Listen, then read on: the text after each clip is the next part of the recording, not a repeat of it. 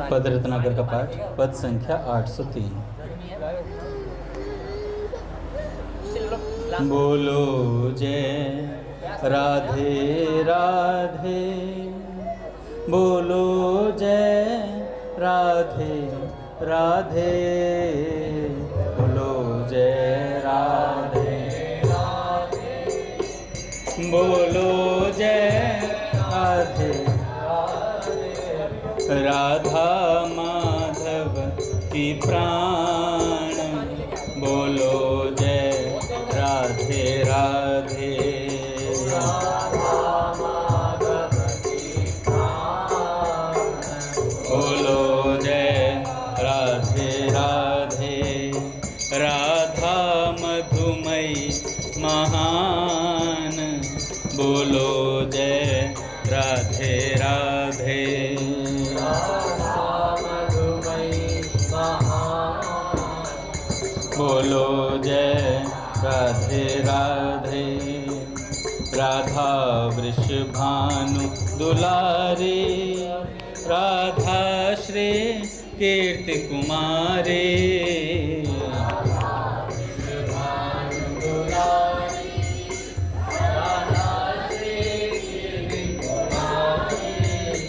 दोनों के प्राण समान, बोलो जय राधे राधे। दोनों के प्राण समान, बोलो जय राधे राधे। राधा की मति में सो है, माधव की मति में जो है।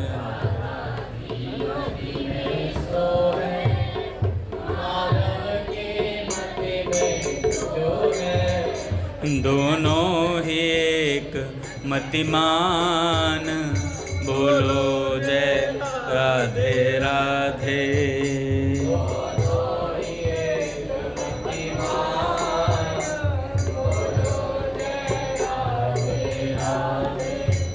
राधा अति भोली भाली, माधव मोहन मधुशाली,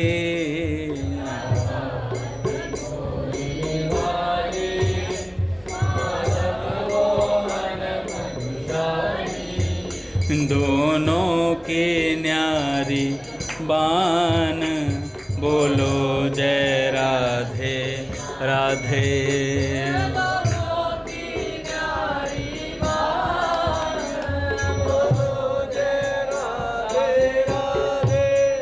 राधा जब निपट सयानी, माधव सजते अज्ञानी। राधा जब निपट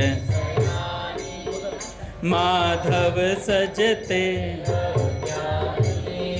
दोनों की दो पहचान, बोलो जय राधे राधे।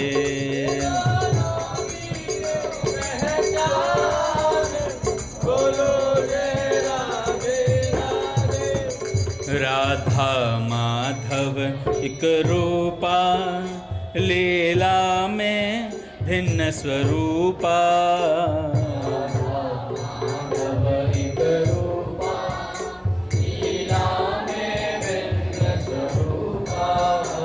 दोनों ही एक भगवान, बोलो जय राधे राधे।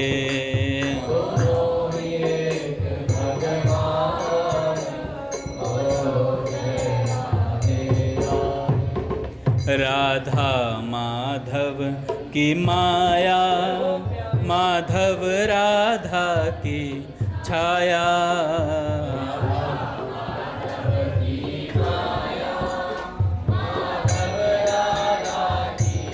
छाया है छाया मायावान, बोलो जय राधे राधे। है छाया मायावान, बोलो जय। राधा माधव की प्यारी, माधव राधा मनहारी।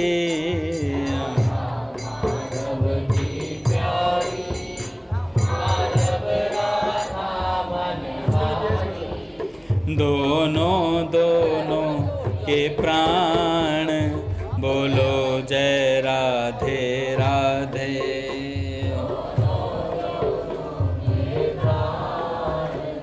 बोलो जय राधे राधे।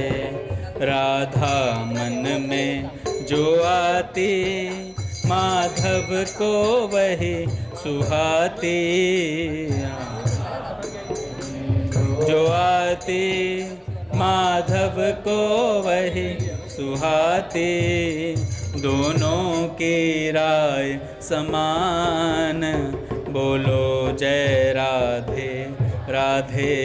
दोनों की राय समान बोलो जय। राधा को सोई सुहावे माधव मन में जो आवे।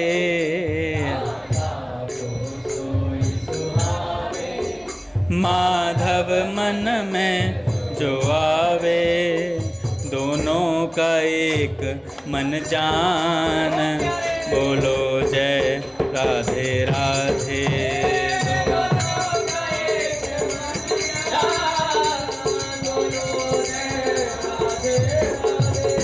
राधा माधव की जोड़ी जियो जुग लाख करोड़े।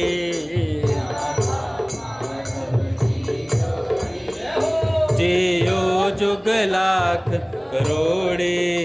दोनों हो सुखी महान बोलो जय राधे राधे।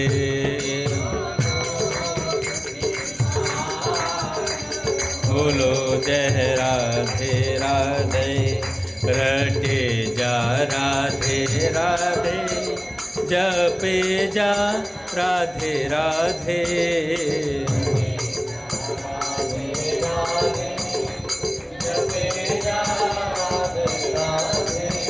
प्यारे ब्रजराज कुमार भजे जा राधे राधे।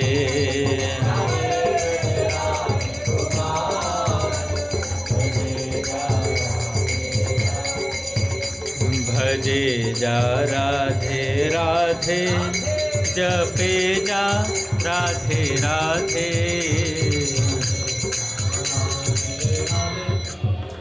जपे जा राधे राधे। प्यारे ब्रजराज कुमार जा राधे राधे। प्यारे ब्रजराज कुमार भजे जा राधे राधे। बोलिए राधा माधव सरकार की जय। पूज्य श्री भाई जी महाराज की जय। पूज्य श्री राधा बाबा की जय। पूज्या मैया की जय। अपने प्यारे भैया की जय। पूज्य दादा की जय। भक्तवत्सल भगवान की जय। हरि बोल। बड़े सौभाग्य का क्षण है कि आज भी हमें सत्संग और कीर्तन का परम लाभ प्राप्त हो रहा है, और वो भी निर्जला एकादशी के दिन।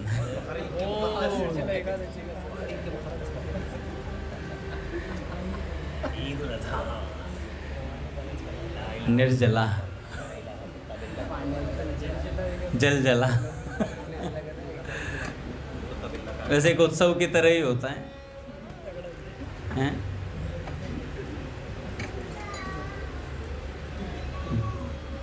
इसे भीमसेनी एकादशी भी कहते हैं। भीम जी ने कहा व्यास जी से कि महाराज मुझसे तो भूख सहन ही नहीं होती, कोई एक व्रत बता दो पूरे साल का।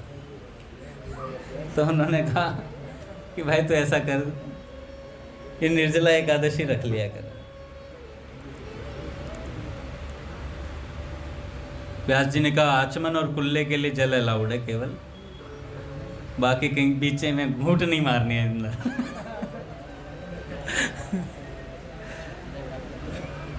मैं आज जल जब छिड़का जा रहा था किसी ने मुंह तो नहीं खोला था, कि ठाकुर जी का जल भीतर ही चला जाए एकदम।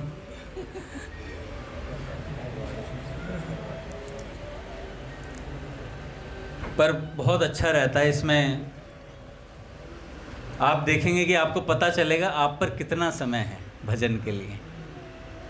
इस दिन पता चल जाता है, क्योंकि इस दिन साधक ज़्यादा से ज़्यादा चुप रहने का प्रयास करता है कि उसकी एनर्जी लॉस ना हो जाए। हैं, चुप ही हो जाता सुबह से ही, कोई ज़्यादा ना बोलें, मतलब चुप साधन करेंगे आज स्वामी जी वाला। तो उससे पता चल जाता है, मेरे को ऐसा लगता है, मैं अपना विचार बता रहा हूँ इस बात पे, कि पता चलता है कि कितना समय हमारे पास भजन के लिए, कि व्यर्थ बात हम कितनी करते हैं, व्यर्थ चर्चा कितनी होती है। और वैसे भी निर्जला एकादशी के दिन तो मौन रहना ज़्यादा श्रेष्ठ रहता है। ज़्यादा से ज़्यादा भगवान का चिंतन, ज़्यादा से ज़्यादा भगवद वार्ता सुने कहीं भी, है ना। अच्छा, अभी अभी मैंने पढ़ा कि इसमें सोना अलाउड नहीं है। व्यास जी ने कहा ज़्यादा सोना नहीं चाहिए,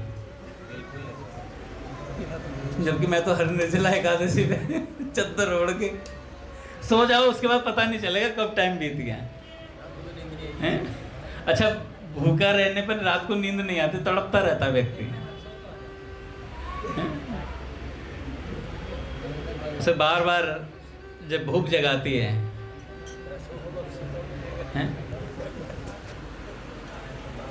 पर एक तरीके का तप है, पूज्य रमेश बाबा जी कहते हैं ये तप हमें ज़्यादा से ज़्यादा प्रयास करना चाहिए करने का। रोज़ निर्जला एकादशी नहीं, वो कहते हैं चुप रहने का ज़्यादा से ज़्यादा प्रयास करना चाहिए, जिससे हमारा व्यर्थ की बातों में समय जाने की जगह भगवत चिंतन और भगवत जप में ज़्यादा समय जाए। भाई जी कहते हैं कि 50,000 नाम जप तो प्रत्येक व्यक्ति प्रतिदिन कर सकता है, जबकि संतों ने तो कहा लाख नाम जप करना चाहिए, मिनिमम लाख नाम जप जो करे विलक्षण हो जाता है उसका जीवन।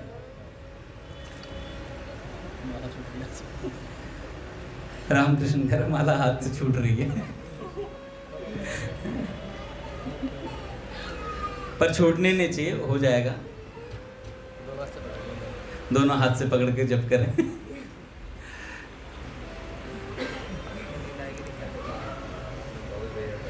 जिन्होंने रखी है उनके लिए शुभकामनाएं हैं, खूब अच्छे से रखें महाराज, खूब दृढ़ निश्चयी होकर के।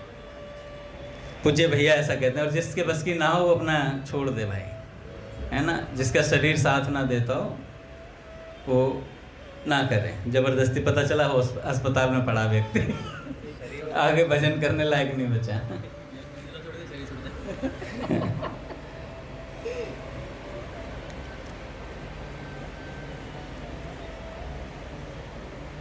स्वामी जी कहते हैं सावधान रहो, आप सभी सावधान हो जाएं कि कोई भी समय निरर्थक ना जाए, कोई समय निरर्थक ना जाए। व्यर्थ की बातें करना, आलस से प्रमाद करना, हंसी दिल लगी, इसके लिए समय नहीं है। पूज्य प्रेमानंद जी महाराज आज कह रहे थे कि खूब मन लगा के नाम जप करना चाहिए। उसका प्रभाव साधक के जीवन में दिखता है जब वो मन लगा करके नाम जप करता है। कहते मन तो लगता ही नहीं, कह रहे जीभ लगा दो, मन आ जाएगा। मन कहीं नहीं जाता है। एक संत ने कहा था भैया आप शरीर को मंदिर में ले आओ, मन कितनी देर जाएगा बाहर? मन कितनी देर बाहर जाएगा जब आप ही नहीं जा रहे हो? बैठा रहेगा, छटपटाएगा, थोड़ी देर लगने लग जाएगा। जैसे उदाहरण के लिए भैया, एक बच्चा कह रहा था अंगद जी मेरे को ना आपके सत्संग में बिल्कुल मज़ा नहीं आता था पहले, पर मैंने ज़बरदस्ती सुना, अब मेरे को आपका ही अच्छा लगता है। मैंने कहा तुझ पर कृपा हो गई है। तुझ पर कृपा हो गई है, मेरी नहीं, सत्संग की कृपा हो गई है। कई बच्चे कहते हैं अंगद जी आपका सत्संग अच्छा नहीं लगता। मैंने कहा भाई मेरा सत्संग नहीं, मैं पुराण लिख के थोड़ी बैठा हूँ, ये भगवान का सत्संग है। जिस दिन मैं अपना कुछ बोलूँगा उस दिन तो आप लोग बैठोगे ही नहीं, है ना। ये भगवान की बातें होती हैं,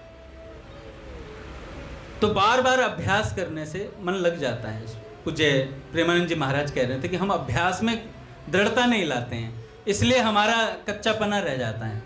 जिसका अभ्यास पक्का होगा वो चढ़ जाएगा भगवान की तरफ, वो आलस्य नहीं करेगा। स्वामी जी ने कहा यह समय परमात्मा की प्राप्ति के लिए सबसे अनुकूल समय है। क्यों? क्योंकि हमें इस समय भगवान की वार्ता सुनने को मिल रही है, भगवान का कीर्तन सुनने को मिल रहा है, संतों की वाणियां सुनने को मिल रही हैं। एक एक क्षण उत्तम से उत्तम काम में लगाएं। रुपयों को तो आप तिजोरी में बंद करके रख सकते हो, पर समय को कैसे रखोगे? समय चला जाएगा। जो समय 2010 में था भैया वृंदावन में, वो आज नहीं है, और जो आज है वो आने वाले समय में नहीं रहेगा। कॉरिडोर बन जाएगा, उसके बाद आप देख ही नहीं पाओगे वृंदावन की गलियों को, क्योंकि भैया देखो लोगों को सुविधा भी देनी है, जिसके भी जो जो मत हैं। पर मैं बता रहा हूँ कि ये सब परिवर्तनशील है। जैसा वृंदावन मैंने 2010 में देखा था वो अब नहीं दिखता है, जो 90 का था जो 10 में, वो 10 में नहीं दिखता था। तो ऐसे परिवर्तनशील है, सब चीज़ बदलती जा रही है। तो इन चित्रों को पूज्य बाबा कहते हैं, वृंदावन जाओ तो वहाँ के चित्रों को अपने नेत्रों में बसा लो, फोटो खींच लो, उसकी फोटो खींच लो। परिक्रमा मार्ग कैसा है मेरे को आज भी याद है भैया, 2011 में मैं वृंदावन की परिक्रमा करी थी हमने। तो जो बिहारी जी की जो पीछे से दर्शन होते हैं उधर से, उस साइड से परिक्रमा मार्ग वाले साइड से, वहाँ पे भैया कीचड़ रहता था बहुत ज़्यादा, वहाँ बहुत कीचड़ होता था पीछे की साइड, तो उछल उछल के जाना पड़ता है, कई जगह से बहुत ज़्यादा गंदगी भी थी। लेकिन अब वो दृश्य नहीं मिलता है, कॉलोनियाँ कट गई हैं बहुत सारी। तो जमुना जी के किनारे, जमुना जी, पूज्य भाई जी जब घनश्याम दास ठाकुर जी की कुटिया पे आए, कुंज गलियों में से आए थे रात्रि के समय। भाई जी के साथ एक सज्जन और थे, उन्होंने कहा भाई जी रात्रि का समय हो गया है, थोड़ा भय का समय है, जमुना जी के किनारे उधर गलियों में से जाना ठीक नहीं रहेगा। भाई जी ने कहा इन गलियों में ही तो घूमने का आनंद है, इन गलियों में तो घूमने का आनंद है। गलियों में से घूमते हुए वो पहुंचे भाई जी, कहाँ पर? मदन टेर पर पूज्य घनश्याम दास ठाकुर जी की कुटिया में। जब पहुंचे तो ठाकुर जी की कुटिया का जो दृश्य है, जब हम ऊपर चढ़ते हैं, किसी ने दर्शन किया हो तो जैसे अंदर घुसते, रघुनाथ जी आपने देखा, वो खिड़की है सामने, सामने खिड़की में से सामने जमुना जी दिखाई देती हैं। और उस समय तो बंका जी कहते थे कि उसमें बिल्कुल सामने ही रहती थी जमुना जी, ज़्यादा दूर नहीं थी, इतनी दूर गहराई में नहीं थी। अब तो दिखती नहीं है ठाकुर जी की कुटिया से, पर पहले दिखती थी, बिल्कुल पास में ही थी, परिक्रमा मार्ग पे ही जमुना जी थी। तो भाई जी ने कहा, पूज्य दादा को प्रणाम,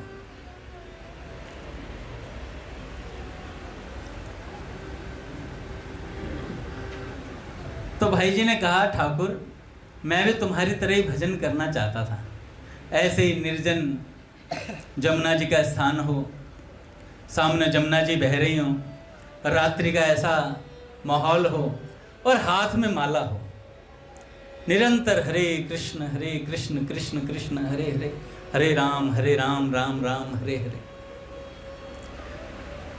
तो भाई जी ने कह दिया था सेठ जी से, सेठ जी मैं तो भजन करूंगा। सेठ जी ने कहा भगवान का प्रचार कौन करेगा, फिर तुम भजन पे लग जाओगे तो भगवान, क्योंकि सेठ जी कहा करते थे भगवान का प्रचार भक्त को ही करना पड़ता है, भगवान का प्रचार भक्त को ही करना पड़ता है। तो भाई जी ने कहा ठीक है। भाई जी ने अंतर की वृत्तियों को वहां रख दिया और बाह्य रूप से भाई जी कार्य करते रहे, बाह्य रूप से कल्याण का इतना कार्य किया भाई जी ने। और इधर घनश्याम दास ठाकुर जी ने अपना जीवन ऐसा कसा दादा कि रात्रि के 1:30 बजे बैठ करके भजन करते थे। 1 लाख नाम जप करके घनश्याम दास ठाकुर जी पूज्य बालकृष्ण दास जी महाराज जी की सेवा में पहुंचते थे सुबह सुबह। फिर महाराज जी को नित्य कर्म वगैरह करवाना, स्नान करवाना, महाराज जी को भोजन वगैरह की व्यवस्था देखते ठाकुर जी। और मंदिर के जो ठाकुर जी थे, वेणु विनोद कुंज के ठाकुर जी, उनकी भी सेवा का कार्य संभलाते थे। उसके बाद फिर वृंदावन की परिक्रमा करते, 1 लाख नाम जब तब करते, वृंदावन की परिक्रमा करते हुए। और फिर रात्रि में देर रात तक,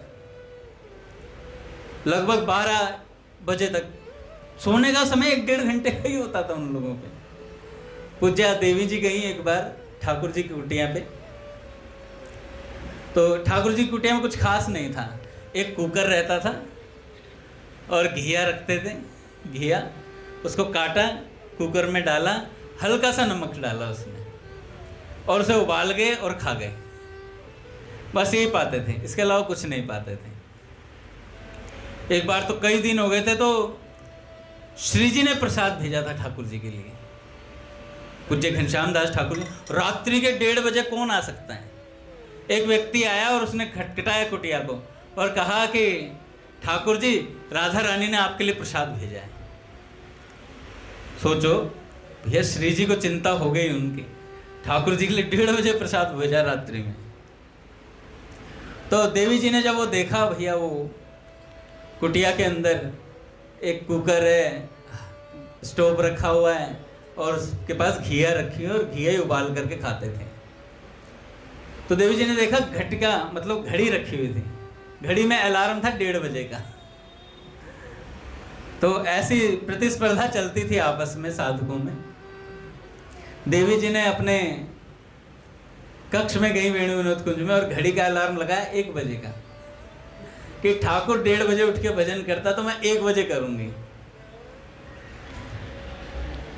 और यहाँ वेणु विनोद कुंज में महाराज जी रखते ही थी, मतलब ऐसे साधकों को नहीं रखते थे जो नाम जप नहीं कर सकते। वहाँ हर व्यक्ति लखटकिया था, मतलब हर व्यक्ति लाख नाम जप करता था। अभी भैया कहते हैं कि नारद निकुंज में वही बच्चा आएगा जो लाख नाम जप करेगा। आधे गायब हो जाएंगे, आधे के पूरे गायब हो जाएंगे। मैं भी कहूँगा भैया 16 माला से ऊपर हो नहीं रही है। एक आधे बचेंगे जो करते होंगे 16, रघुनाथ जी वगैरह जैसे 61 करते हैं।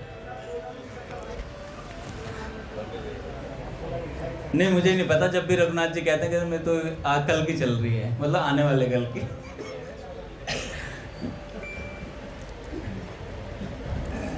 तो 1 लाख नाम चैतन्य महाप्रभु जी के परिक्रम में भी कह दिया गया था कि 1 लाख नाम जो करेगा उसके घर पे महाप्रभु प्रसाद पाएंगे। तो भैया लखटकिया होना बहुत जरूरी है। प्रयास करें, बढ़ाने का प्रयास करें साधक। आज से ही संकल्प लें कि निर्जला एकादशी आज तो मत करना, कल से शुरू कर देना, कि एनर्जी लॉस होगी, आप लोग भी होठ सूख जाएंगे। कि कल से मैं प्रयास करूं 50,000 तो कम से कम करें। पूज्य भाई जी कहते हैं 50,000 नाम जप करना चाहिए साधक को। 32 माला प्रयास करेंगे, हम सब मिलकर प्रयास करेंगे महाराज। जितना जितना नाम जप बढ़ेगा, साधन के विषय में बहुत कम बात होती है, जबकि साधन भैया सबसे गहन मुख्य वस्तु है वैष्णव की। साधन नहीं होगा तो वो परिपक्व नहीं हो पाएगा, कच्चापना रह जाएगा उसके भीतर।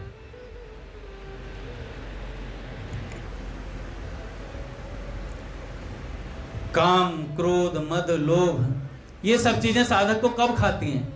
जब उसके पास खाली समय होता है। नारायण हरि भजन में ये 5 न सुहात, विषय भोग निद्रा हसी, जगत प्रीति बहु बात।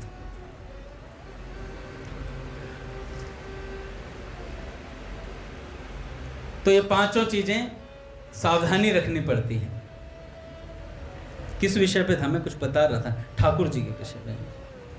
तो उन्होंने 1:30 बजे का समय लगा लिया घड़ी में कि 1 बजे उठ करके भजन करेंगे। ऐसे ही महाराज जी के सामने कोई भी सत्संग सुनने आता था, ऐसा नहीं होता था कि सत्संग से वो उठकर भाग जाए। आज भी वेणु विनोद कुंज में जाओ, आपका जाने का मन नहीं करेगा। इतना सुंदर माहौल होता है वहाँ कीर्तन का, इतना दादा केवल एक ढोल की, और वो भी बहुत धीरे बजती है, और उस पर इतने सुंदर सुंदर पद होते हैं। और लास्ट में हमारे आनंद भैया कीर्तन करवाते हैं हरे कृष्ण महामंत्र का। इतना सुंदर कीर्तन होता है भैया।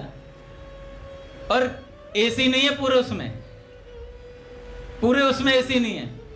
2 कूलर रखे हुए बड़े बड़े, और जाल के ऊपर लताएं पताएं बेल फैली हुई हैं, और इतनी ठंडक लगती है वहां पर। भरी गर्मी के महीने की बात बता रहा हूँ मैं, जेठ के महीने में गया था। इतनी बढ़िया वहां पर ऐसा मौसम लगता है कि गर्मी लगती नहीं दादा। और हरे कृष्ण महामंत्र में ऐसा डूब जाता है व्यक्ति, भगवान के नाम में इतना आनंद आता है, इतना आनंद है, क्योंकि प्योर है वहां पर, कोई मिलावट नहीं है, धुमचुक धुमचुक धुमचुक धुमचुक पागलपंती नहीं है ना। कीर्तन की पद्धति भी विशेष होनी चाहिए एक। जैसे मैं अपने बच्चे तो भैया बहुत बढ़िया कीर्तन कराते हैं, बस एक अमेंडमेंट की जरूरत है कि शुरू से ही जैसे 2 पे कीर्तन शुरू होता है, ताबड़तोड़ बेंजो बजता है, बच्चा नाच ही नहीं पा रहा है, कहते नाचू कैसे, बस कूदना पड़ता उसे जबरदस्ती तेज तेज, है ना। तो कीर्तन क्या, पहले स्लो, फिर मध्यम आए, और फिर लास्ट में हनुमत पद्धति, हनुमान जी वाली जो पद्धति है उस पर आए कि लास्ट के 5 मिनट थोड़ा कूदा कादी हो जाए, उसकी थोड़ा जोश में आ जाए वो, है ना। लेकिन प्रारंभ में ऐसा होना चाहिए।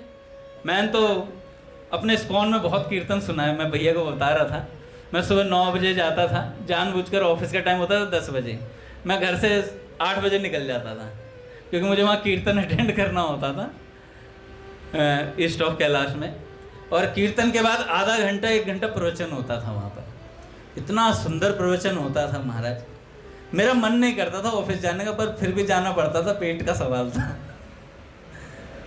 पर कीर्तन और उसके बाद सत्संग इतना अद्भुत लगता था, मन करता था सुनता ही रहूं इन्हें। और ऐसा नहीं, सुनाने का भी बड़ा विलक्षण ढंग होता था दादा, कभी कोई संत आ रहे हैं, कभी कोई संत आ रहे हैं, और हंसी हंसी में बातें समझ में आ जाती थी। गीता जी का श्लोक लेते थे और उसके ऊपर पूरी व्याख्या, और उसके ऊपर ही सेवा की बात, सत्संग की बात, कीर्तन की बात, सब चीज़ समझा देते थे आराम से, प्यार से बैठ करके, बहुत आनंद आता था। तो कीर्तन ऐसा ही होना चाहिए महाराज, है ना। शुरुआत में मध्य धीरे शुरू हो, और उसके बाद फिर मध्यम पे पहुंचे, फिर लास्ट में थोड़ा तेज हो जाए, कोई दिक्कत नहीं है, लेकिन रस आना चाहिए। ऐसा नहीं आए व्यक्ति आए और भाग जाए पीछे से। रघुनाथ जी के भतीजे या कौन आए थे, चाचा के लड़के, मामा के लड़के, पहले तो नीचे हॉल में कीर्तन होता था, दादा वो अंदर आए, फक से बाहर चले गए। अरे ये क्या है, चक्कर आ गए थे उन्हें। हो सकता है पूर्व के पापों के कारण हरि कीर्तन न सुहाए हो, और कुछ हमारे कारण न सुहाए हो कि घबरा के भाग गए हो। पर कीर्तन में आनंद बहुत आता है महाराज, है ना। भगवान के नाम में इतना आनंद आना चाहिए, रस ले लेके करना चाहिए। एक महात्मा हमें गंगा जी के किनारे मिले थे, वो कहते थे 40 वर्षों से नाम जप कर रहे हैं, और उन्होंने कहा था कि भैया भगवान का नाम रस चूस चूस के लो, रस चूस चूस के लो। पूज्य प्राची दीदी भी कहती हैं कि नाम जप के नियम के अलावा कुछ नाम जप ऐसा भी करना चाहिए जिसमें रस आता हो, जिसमें रस आता हो। करे नाम जब 16 वही हो रहा था, वही बहुत है, रस वाला तो कहाँ से लेंगे। नहीं, कुछ आगे बढ़ना है ना। सिर्फ पूज्य अवधेशानंद गिरी जी कहते हैं, सिर्फ इस चीज से काम नहीं चलेगा कि आपने एक ढर्रे को अपना लिया है। पट खुलेंगे महाराज। श्री राम जय राम, जय जय राम,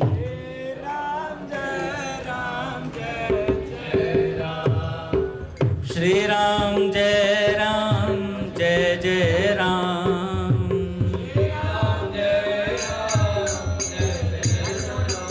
श्री राम जय राम, जय जय राम,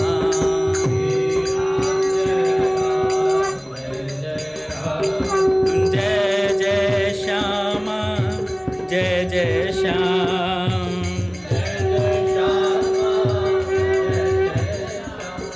जय जय श्री वृंदावन धाम,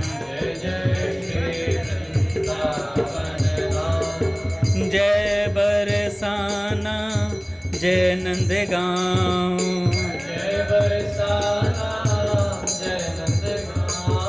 पावन राधे तेरो नाम,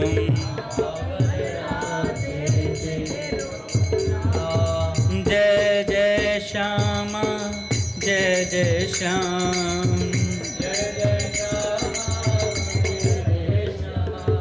जय जय श्री वृंदावन धाम,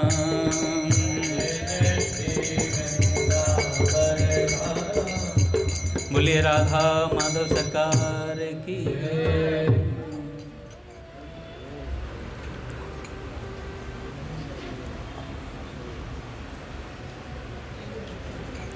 तो साधन कैसे होना चाहिए? एक ढर्रे की तरह नहीं होना चाहिए कि हम एक कर्म कांड की तरह साधन कर रहे हैं। 16 माला हुई, टांग दी, उसके बाद सत्संग का नित्य नियम हुआ, उसके बाद घर गए और उसके बाद कुछ बात ही नहीं है, कोई चीज़ उसके ऊपर विचार ही नहीं है सत्संग के ऊपर, है ना। ऐसा नहीं होना चाहिए। अवधेशानंद गिरी जी महाराज कहते हैं हमने साधन को भी कर्मकांड बना दिया है। माला हुई, टांग दी खूंटी पे, अगले दिन आए उसी टाइम उठाई और टांग करके फिर टांग दी। कोई उसमें भाव नहीं कि मैं भगवान का नाम जप रहा हूँ, कोई बात नहीं, कोई ऐसी बात नहीं पड़ी सत्संग की जिससे हमारे अंदर आवेश आए, कुछ भगवान के प्रति और प्रेम झलके। तो ये नित्य करना पड़ता है, नित्य नए नए लगने चाहिए भगवान, और ये होता है अभ्यास से। अवधेशानंद गिरी जी महाराज ने एक कथा सुनाई थी, एक बात बताई थी। दादा एक सज्जन थे, उनके घर के सामने एक बहुत बड़ा पहाड़ था और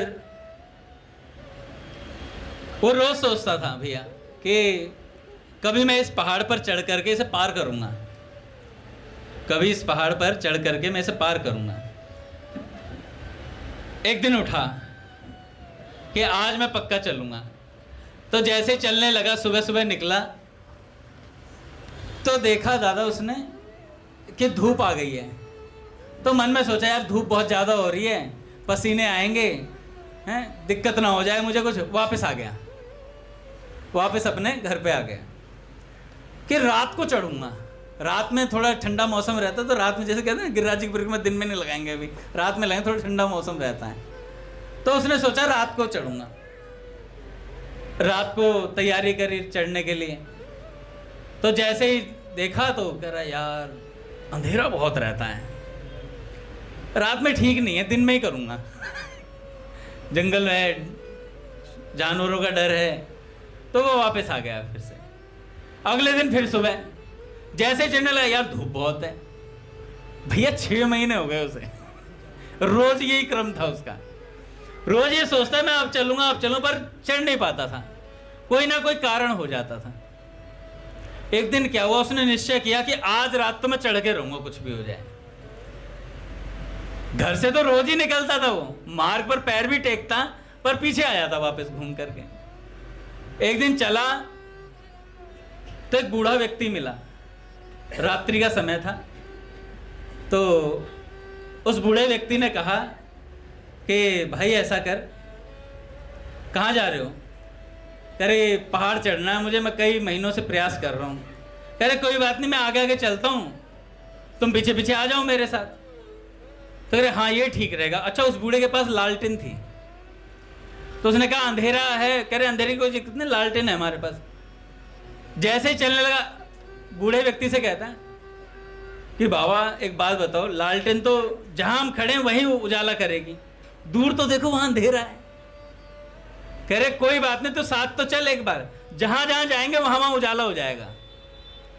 भैया वो पूरा पहाड़ पूरी रात्रि में चढ़ा, वो व्यक्ति उसके आगे आगे रहा लालटेन लेकर के,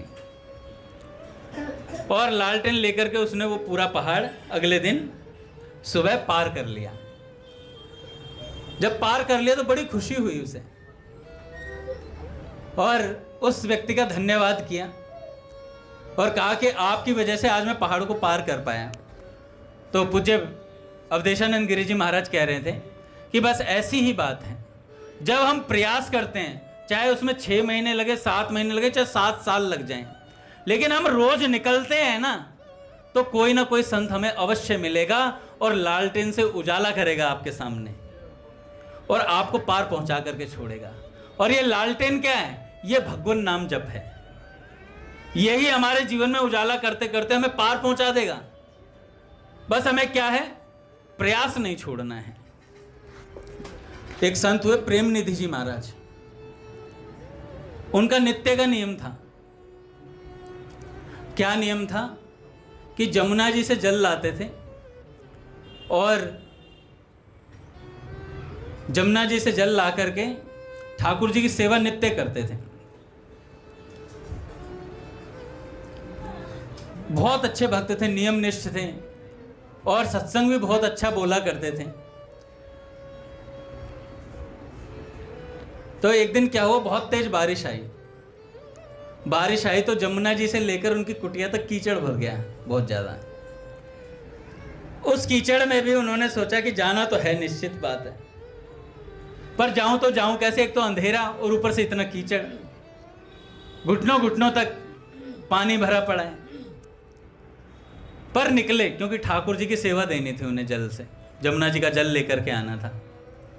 जैसे ही निकले कुटिया से बाहर तो एक व्यक्ति लालटेन लिए मिल गया, और कहां तक लेके गया, जमुना जी तक लेकर के गया। उन्होंने वहां जमुना जी में स्नान किया, जल भरा, और वही व्यक्ति लालटेन लेकर के उनके साथ साथ उनके आगे आगे आया। दादा जब आगे आया, अपने कुटिया में पहुंचे और तेल, मतलब जैसे उन्होंने जल वगैरह चढ़ाया और ठाकुर जी की सेवा के लिए पट खोले, तो दादा वहां से मिट्टी के तेल की खुशबू आ रही थी। तो उन्होंने देखा एक लालटेन रखी हुई है, उसमें मिट्टी का तेल था, ठाकुर जी के पास रखी हुई है। तो उनके नियम को निभाने के लिए ठाकुर जी लालटेन लेकर के उनके आगे आगे चले थे, उनके नियम को निभाने के लिए। तो ये जो प्रेम निधि जी महाराज थे, इस घटना के बाद से उनकी बहुत प्रसिद्धि हो गई। क्यों प्रसिद्धि हो गई? आज तक कथा तो बोलते थे, पर आज जीवन में एक अनुभूति आ गई, और जैसे ही अनुभूति आई तो वाक शक्ति और बढ़ गई, और अच्छे से सत्संग बोलने लगे। क्योंकि अनुभूति के बाद जो बोला जाता है उसमें एक विलक्षणता आ जाती है भैया। एक होता है साधन के समय सत्संग बोला हुआ, एक होता है सिद्धि प्राप्त होने के बाद जो सत्संग बोला जाता है, उसमें अनुभूति मिश्रित होती है, वहां पर वो बड़े भाव से बोला जाता है। फिर अब सत्संग बोलने लगे तो जगह जगह प्रचार हो गया दादा, बहुत लोग आने लगे। अच्छा, सत्संग में माताएं बहनें ज़्यादा आने लगी। तो वहाँ मुस्लिम शासक था, तो उसके जो चिढ़ने वाले बहुत होते हैं आजकल लोग, तो लोगों ने चिढ़ के मारे उससे, मुस्लिम शासक से जाकर के बोला, महाराज जी ये व्यभिचार कर रहा है, इसके सत्संग में माताएं आती हैं बहुत ज़्यादा, और इसको आप जेल में डाल दीजिए। और महाराज जी वो जो नवाब थे आए, और महाराज उसने उठा लिया और जेल में डाल दिया। उनकी पत्नी को आकर के बोला सैनिकों ने कि ऐसे ऐसे लेने के लिए जा रहे हैं। तो उन्होंने कहा कि अभी तो पूजा कर रहे हैं, अभी ठाकुर जी को जल धराना है। तो उन्होंने कहा जल वल बाद में धराना, ठाकुर जी को तुम्हें शासक ने, उसने नवाब ने बुलाया है, चलना पड़ेगा। महाराज प्रेम निधि जी महाराज को ले गए वो, और ले जा करके जेल में डाल दिया। अब जेल में डाले, इधर ठाकुर जी के लिए जल रखने वाले थे, तो ठाकुर जी प्यासे रह गए। ठाकुर जी प्यासे रहे तो ठाकुर जी ने कहा भाई जल तो पीना है। अब ठाकुर जी पहुंचे नवाब के यहाँ। नवाब साहब अपने बिस्तर पे विश्राम फरमा रहे थे। एक संत बताया थे, ठाकुर जी ने लात मारी घुमा के नवाब अपने बिस्तर से नीचे गिरा। नवाब अपने बिस्तर से नीचे गिरा। तो जैसे ही बिस्तर से नीचे गिरा तो नवाब ने देखा कौन है कौन है, दिखाई तो कुछ दे नहीं रहा था। तो ठाकुर जी ने कहा मैं तुम्हारा पैगंबर वैम्बर जो भी तुम मानते हो वो हूं, खुदा हूं तुम्हारा। तो कह रहे कि फरमाइए क्या बात है। कह रहे जल चाहिए, प्यास लगी है। तो कह रहे प्यास लगी है तो जहाँ भोजन वगैरह बनता है वहाँ जाकर ले लो। कह रहे जब तुझे प्यास लगती है तो तू क्या करता है? कह रहे मैं सैनिकों से मंगवाता हूँ, नौकरों से मंगवाता हूँ जल। कह रहे अबे जब तो एक छोटा सा एक जागीर का तू एक नवाब है, जब तू नौकरों से मंगवाता है तो मैं खुद लूँगा क्या जाके? मैं तो इस पूरी दुनिया का मालिक हूँ। एक लात और मारी, जा लेकर आ चल लेकर के आ। तो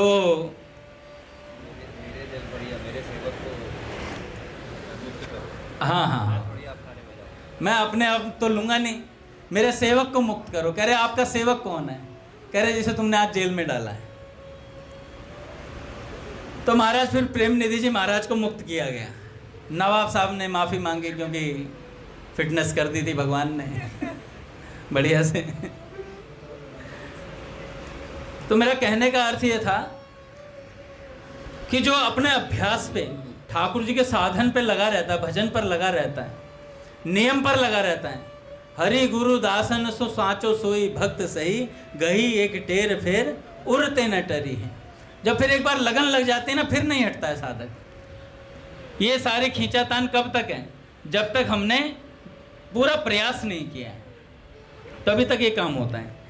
एक वैश्या थी वारमुखी, भक्तमाल में इनका वर्णन आता है।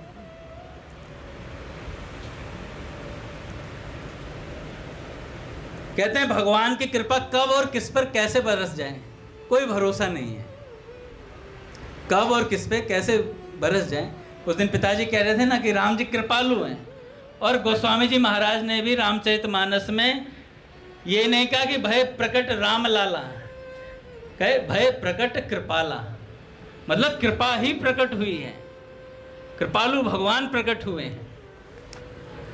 तो भगवान कब किस पर कैसे कृपा करते हैं पता नहीं चलता है। वारमुखी जी भी जो वैश्या थी, वो ये नहीं जानती थी कि आज मेरे किस भाग्य का उदय होने वाला है।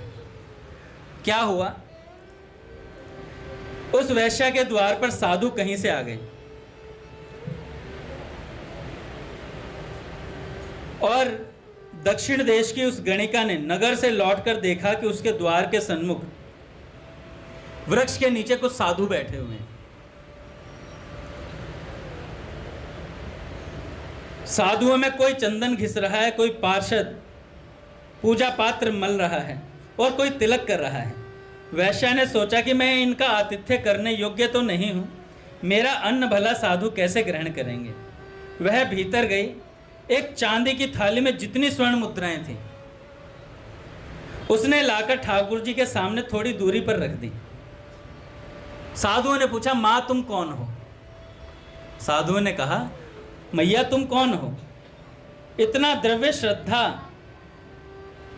से अनजान स्त्री का निवेदन करना कम आश्चर्यजनक नहीं था कि इतना सारा धन कोई ला करके दे दे। आप और चाहे जो पूछें। वैश्या ने कहा, वारमुखी ने कहा, आप कुछ भी पूछ लें पर मेरा परिचय ना पूछें, बस कि मैं कौन हूं, मेरा परिचय मत पूछो। उसने मुख नीचा करके ये प्रार्थना करी। साधु से भय की क्या बात है? महात्माओं ने कहा, बताओ अपना परिचय, तुम कौन हो? तो कहने लगी, मैं महानीच हूं, मेरे पापों का कोई हिसाब नहीं है, संभवतः मुझे देखकर नरक के जीव भी घृणा करेंगे। अच्छा दादा, जब पूज्य सूरदास जी महाराज वल्लभाचार्य महाप्रभु जी के सामने पहुंचे तो वल्लभाचार्य महाप्रभु जी ने कहा कि सूर कुछ सुनाओ। तो उन्होंने कहा, मौसम कौन, मेरे ऐसा पतित कौन है, मौसम कौन कुटिल खल कामी, अपनी दैन्यता को प्रकट करे। कहा और सुनाओ कुछ, और दैन्यता के पद सुनाए। बहुत सारे दैन्यता के पद उन्होंने सुनाए। तो पूज्य मलुकपीठ सरकार कह रहे थे इस बात पे। उन्होंने कहा कि जब संत और अपने गुरुजन आपसे कुछ सुनाने के लिए कहें तो उनके सामने अपना पांडित्य प्रकट नहीं करना चाहिए, अपनी दैन्यता प्रकट करनी चाहिए कि मैं कितना दैन्य हूं, मेरी ऐसी स्थिति है, अपने अवगुणों को प्रकट करो। तब फिर संत क्या करते हैं, आपके अवगुणों को भगवान के सामने गुण रूप में प्रस्तुत करते हैं और प्रस्तुत करके आपको भगवान से मिला देते हैं। तो सूरदास जी महाराज ने कहा, उन्होंने कहा फिर वल्लभाचार्य महाराज ने, कोई लीला सुनाओ। सूर है कि काहे गिंगियात हो, सूर है कि काहे गिंगियात हो। तो सूरदास जी महाराज ने कहा कि महाप्रभु, लीला तो आपकी कृपा से प्रकट हो सकती है। तब वल्लभाचार्य महाप्रभु जी ने उन्हें ब्रह्म संबंध प्रदान किया और कहा कि अब सुनाओ। और तत्काल सूरदास जी महाराज ने कहा, ब्रज भयो महर के पूत, तब यह बात चली। लीला का प्राकट्य किया कि भगवान प्रकट हुए, लीलाओं के पद सुनाए। फिर तो ऐसे ही हमें साधुओं और संतों के सामने अपनी दैन्यता का परिचय देना चाहिए, अपनी नीचता को प्रकट कर देना चाहिए। महाराज मैं ऐसा ही हूं, अपने आप को सहज प्रकट करो। ये नहीं कि मैं कितना बड़ा पंडित हूँ। वो गुरुजन जानते हैं हम कितने बड़े पंडित हैं, हमारे भीतर के सब जानते हैं। तो वैश्य ने कहा, मैं महानीच हूं, मेरे पापों का कोई हिसाब नहीं, संभवतः मुझे देखकर नरक के जीव भी घृणा करेंगे। पाप ही मेरा जीवन है, शरीर को बेचकर मेरी जीविका चलती है। रोते हुए उसने साधुओं से कहा। साधुओं ने कहा, ले जा अपना थाल यहां से। साधु वैश्याओं का धन नहीं लिया करते। एक साधु ने झिड़क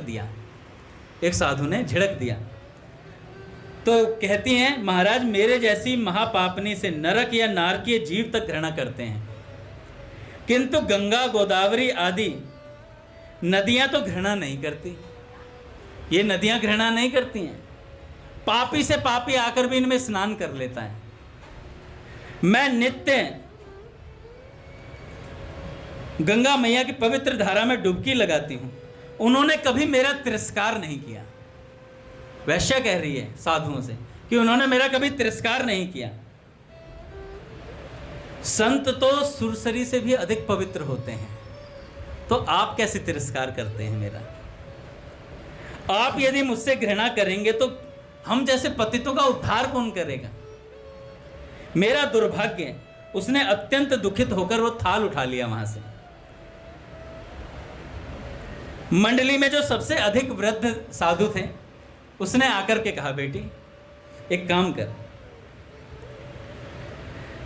इस धन से श्री रंगनाथ जी के मुकुट बनवा दे। श्री रंगनाथ जी का मुकुट बनवा दे। तो उसने कहा वैश्य ने कि जिसकी भेंट संत नहीं लेते, भगवान क्यों मुकुट स्वीकार करेंगे? जिसकी भेंट संत नहीं ले रहे हैं, उस भेंट से बनाया हुआ मुकुट भगवान कैसे स्वीकार कर सकते हैं? साधु तो भगवान से भी अधिक दयालु होते हैं। वे तो उन सर्वेश से भी अधिक पतितों पर कृपा करते हैं। जिसका तिरस्कार साधुओं ने ही कर दिया, उसको भगवान से क्या आशा रह सकती है? वह रोती हुई जा रही थी। साधु ने कहा कि मैया, उपहार ना लेना होता तो मुकुट बनाने का आदेश ही नहीं होता। वृद्ध साधु ने स्पष्ट समझाया। वह द्रव्य साधुओं ने स्वीकार कर लिया। 3 लाख रुपए से वैश्य ने एक सुंदर मुकुट बनवाया। 3 लाख रुपए से उस समय, और उसे लेकर श्रीरंग पहुंची और कहती हैं कि मैं अपवित्र हूं, मेरा मंदिर जाना उचित नहीं, क्योंकि उस समय रजस्वला स्थिति में थी। आप मुकुट भगवान को चढ़ा देना। भला श्री रंगनाथ जी के पुजारी यह वैश्य का आग्रह कैसे मान लेते? उन्होंने तो स्वप्न में भी स्वप्न में भगवान ने स्पष्ट आदेश दिया था कि उसी वैश्य के हाथ से मुकुट पहनूंगा। भगवान ने आदेश किया था। विवश होकर वह मुकुट लेकर गई। दोनों हाथों में मुकुट उठाकर नृत्य करते हुए वह आगे बढ़ी। आज भगवान के श्रृंगार में मस्तक पर मुकुट नहीं था। सिंहासन ऊंचा था, मूर्ति के मस्तक तक वैश्य का हाथ नहीं पहुंच सकता था। उसने मुकुट उठाया। सबने देखा कि श्री रंगनाथ जी के श्री विग्रह ने अपना मस्तक उसके सामने झुका दिया। अपना मस्तक झुका दिया और मंदिर के प्रांगण में ही भगवान की इस असीम कृपा का अनुभव करके दर्शन करते हुए उसने भगवान के सामने अपना शरीर छोड़ दिया। भगवान के सामने अपना शरीर छोड़ दिया। तो संत भगवान कहते, पूज्य मलुकपीठ सरकार कह रहे थे, कृपा कब किस पे कैसे हो जाएगी कोई पता नहीं है। अच्छा, रजस्वला स्थिति में भगवान के श्री विग्रह तक पहुंचना, भैया ये अति भक्ति के लक्षण है। पूज्य मलुकपीठ सरकार कहते हैं हम सब साधारण लोग प्रयास ना करें, या तो उस कोटि का हृदय हो, उस कोटि की भक्ति हो। मीरा जी ने जहर पी लिया, इसका मतलब ये नहीं कि हम जहर पी लेंगे। हमारी इतनी उच्च कोटि की भक्ति है, हमारा विश्वास भी नहीं है। हम रसगुल्ला ही चेक करके खाते हैं, जहर तो बहुत दूर की बात है ना? तो भैया भगवान की कृपा कब किस पे कैसे होगी, और जब भी होगी तो संतों की कृपा से ही होगी। ये बात ध्यान रखें। बोलिए भक्त वत्सल भगवान की जय। निर्जला एकादशी है महाराज।